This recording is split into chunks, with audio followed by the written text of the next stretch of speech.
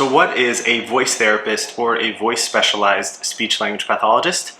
Let's talk about it. My name is Maurice Goodwin and I am a voice specialized speech language pathologist. First and foremost, a voice therapist or a voice specialized speech language pathologist is a speech language pathologist. A speech language pathologist is a licensed healthcare professional that specializes in the evaluation, treatment, and just general intervention of various communication, voice, speech, and swallowing problems. Speech pathologists can work across the age spectrum from infants and children all the way through geriatric and even palliative care. A voice specialized speech language pathologist is exactly what it sounds like. A speech language pathologist that specializes in the evaluation and treatment of various disorders or problems that happen with the voice. Our voice is an extremely important part of communication. And now not everyone uses their voice as a primary form of communication, but many people do. And the data demonstrates that many people who use their voice, not only just for their living, but to enjoy their social life with their family, friends, and things like that, are at risk for developing various problems with their voice. So what makes a speech language pathologist specialized in voice? What's the training involved and what steps need to be taken to ensure that they can call themselves specialized? There are many fields that have specialization training and we don't have to look that far away from medicine. For instance, every physician in the US goes to medical school.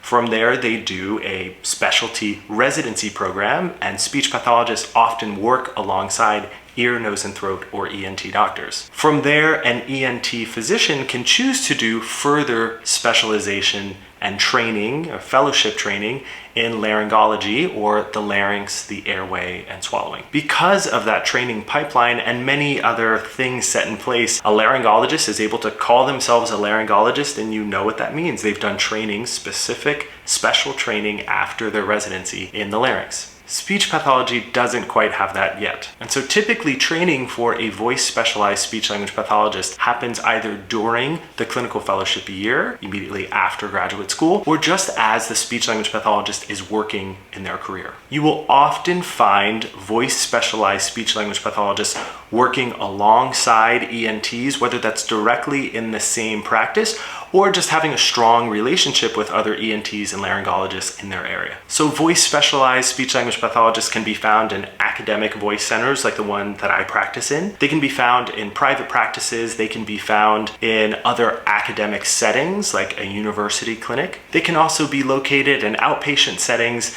skilled nursing facilities, and even schools. That may seem a bit vague, like anyone technically with an interest or a desire to practice in voice can call themselves a voice specialized speech language pathologist. And under the current way that we practice, that is true. All speech language pathologists who have graduated from US graduate programs have the same training and qualifications to receive state licensure and national certification. But beyond that, currently there is no specific specialization for voice. What was my journey to voice therapy and voice specialization? Prior to becoming a speech pathologist, I had studied vocal performance and had an interest in working with singers and people who used their voice professionally. After finishing my graduate program at the University of Pittsburgh, I completed a specialty clinical fellowship program in voice and upper airway disorders at the University of Wisconsin Voice and Swallow Clinics. These subspecialty fellowships give speech pathologists the opportunity to get a significant amount of training, hands-on experience, and one-on-one mentorship, so they're able to learn a lot about one specific area that we can practice in. And whether a speech language pathologist does a subspecialty fellowship or not,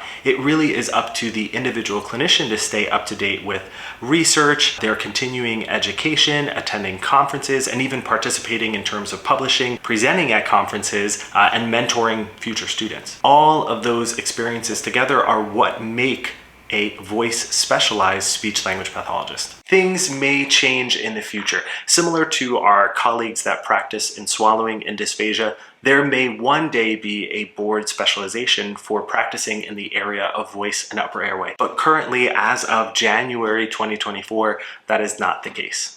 If you have any questions about what a voice specialized speech language pathologist is, feel free to comment and ask below. This channel is all about educating you on whatever path you're on about speech language pathology and voice upper airway disorders. You can check out my website and some of the other resources linked in the comments, and I look forward to seeing you next time. Bye.